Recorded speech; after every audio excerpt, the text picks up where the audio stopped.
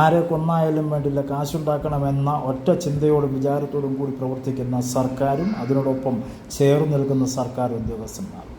കൊള്ളയെന്ന് പറഞ്ഞാൽ മാത്രം പോരാ, മനുഷ്യനെ വിറ്റുമുടിക്കുന്ന, കൊന്നു മുടിച്ച് കാശുണ്ടാക്കുന്ന രീതിയിലുള്ള സമ്പ്രദായം, കൊലയ്ക്ക് കൊടുത്ത് കാശുണ്ടാക്കുന്ന സർക്കാരിൻ്റെ നയം ഇപ്പോൾ വളരെ മോശകരമാണ് എന്ന് എൻ്റെ പ്രിയപ്പെട്ട ജനങ്ങളെല്ലാം മനസ്സിലാക്കുന്നുവല്ലോ.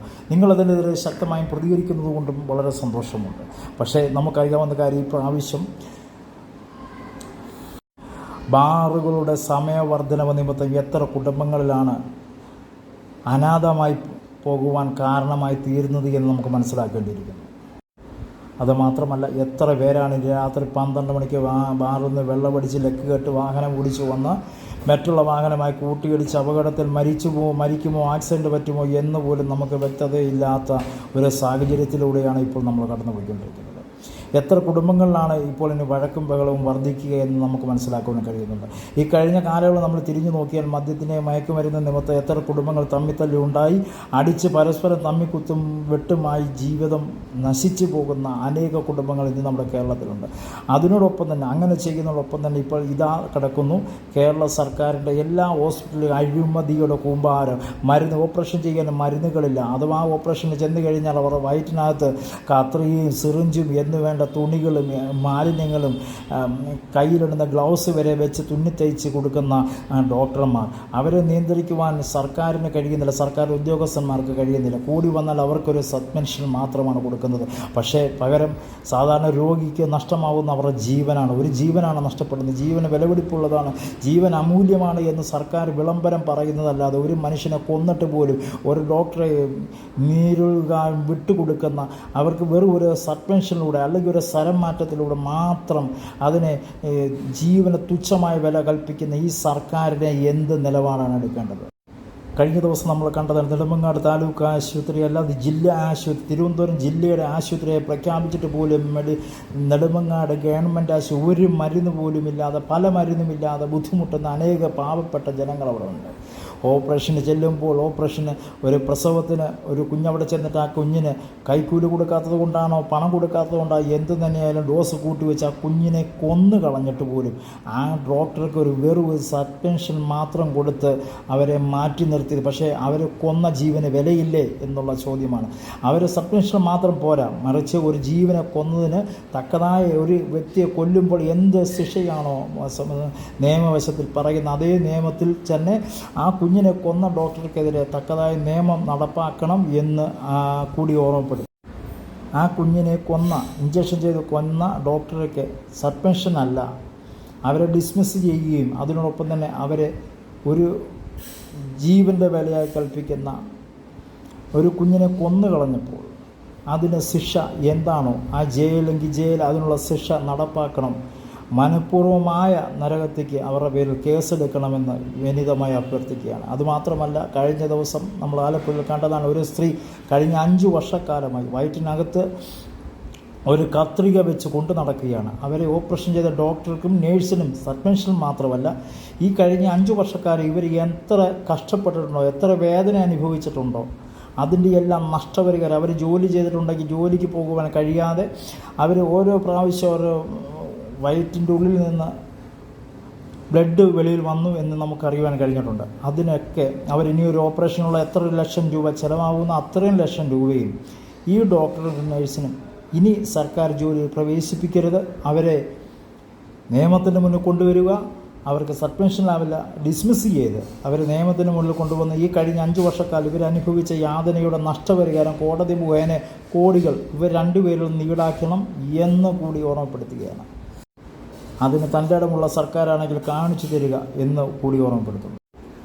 അതുമാത്രമാണോ ഇപ്പോൾ കേരളത്തിൽ നടക്കുന്നത്?